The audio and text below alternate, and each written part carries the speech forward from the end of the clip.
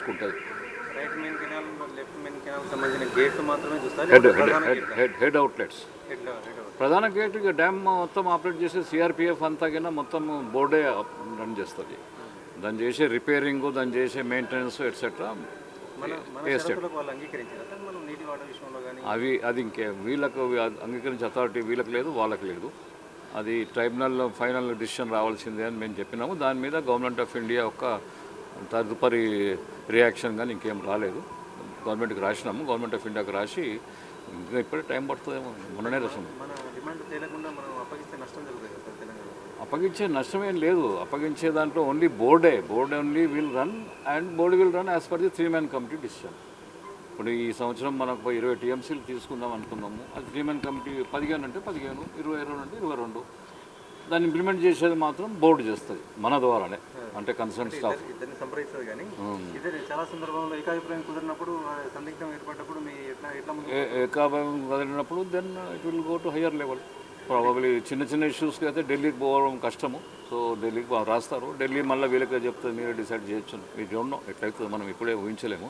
Hypothetical సిచ్యువేషన్స్కు అది ముందు చూస్తాం. పోయిన బోర్డు మీటింగ్లో నీటి వాటాలో 55% తేల్చాల్సిందే అని చెప్పి మనం పట్టుబడితే అపెక్స్ కౌన్సిల్లో చర్చిద్దామని చెప్పి వాళ్ళు ఒక మినిట్స్ పంపించారు. అంతే. అయితే అది తేలకుండా మనం ప్రాజెక్టులు అప్పగిస్తే మనకు ప్రాజెక్టులు అప్పగించట్లో ఏంది అంటే ఈ డే టు డే కాంట్రవర్సీస్, వాళ్ళు ఏకపక్షంగా సిఆర్పిఎఫ్ తీసుకొచ్చి డ్యామ్ మీదకి వచ్చి అట్లా చేయడము అటువంటివన్నీ జరగవు.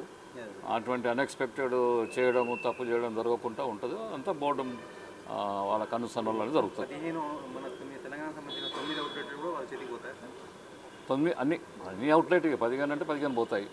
కానీ operation of power stations etcetera ఇంకా గవర్నమెంట్స్ దాని మీద నిర్ణయం తీసుకుందాం బట్టి పోతాయి. ఈ Srisailam power outlet, Narayana power station అవి ఇంకా అది పోతాయి. అది ఇంకేం కాలే. దట్ ఈస్ డిస్కషన్స్లో అది జరిగింది. అది ఇంతకుముందు నడుస్తున్న పద్ధతినే కంటిన్యూ అవుతుంది. ఏ కాంట్రవర్సీ, ఏది ఇబ్బంది లేకుండా ఏదైనా నిర్ణయించే పార్ట్ ఉంటే బోర్డు నిర్ణయం తీసుకుంటుంది. ఆబ్వియస్లీ ఇంకా అంతకంటే ఎక్కువైతే గవర్నమెంట్ ఆఫ్ ఇండియాకు రాయడం, అపెక్స్ కౌన్సిల్ రాయడం జరుగుతుంది. బట్ ఇప్పుడున్న ఈ పవర్ సిచ్యువేషన్స్ ఇవన్నీ కూడా గవర్నమెంట్ నిర్ణయం ప్రకారమే పోతుంది. 27వ తారీఖు 30వ తారీఖు రాసిన లెటర్లకు సంబంధించిన షరతులు ఏవైతే ఉన్నాయో చాలా కీలకమైనది. వాటికి అంగీకారం తెలియకుండా ప్రాజెక్టులు అప్పగిస్తే తెలంగాణకు నష్టం జరుగుతుందేమో. అందుకే ప్రాజెక్టులు అప్పగించలేదు. Operation regulation of water only board చేస్తుంది. నీటి విడుదల చేసింది. నీటి విడుదల యొక్క తీరుతెన్నులన్నీ కూడా బోర్డు చేస్తుంది. ఆ కాంట్రవర్సీలు రాకుండా అదే స్టాఫ్ అంటే తెలంగాణ తరఫున స్టాఫ్ తెలంగాణ, ఏపీ తరఫున స్టాఫ్ ఏపీని వాడుకుంటూ బోర్డు వాళ్ళు చేస్తారు రెస్పాన్సిబిలిటీ. అంటే మనం 5 ఇస్తలేదు, మనకి చెప్తే 3 ఇస్తే ఇవ్వలేదు, అది పదే ఏపీ కంప్లైంట్ చేస్తుంది కదా. అటువంటి ఇష్యూస్ రావు. ఏం చేసినా బోర్డు కన్సర్న్లే జరుగుతుంది.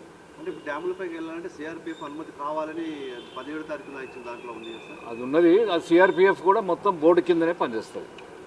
బోర్డు ఒక కన్సర్న్లో చేస్తుంది. సో దాన్ని ఏ విధంగా 40-45 అంటున్నారు.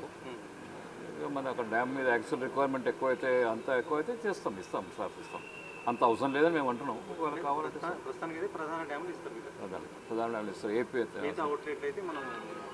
యాజ్ ఇట్ ఈజ్గా ఉంటాయి. మిగతా దానికి ఏం తేడా. అంటే ఈ డే టు డే కాంట్రవర్సీలు కొద్దిగా ఎక్కువైతున్నాయి కదా, అవి రాకుండా బోర్డు ఆధ్వర్యంలో జరిగితే ఇబ్బంది ఉండదు అనేది వాళ్ళు కూడా గుర్తించారు. Great for it. Thank you.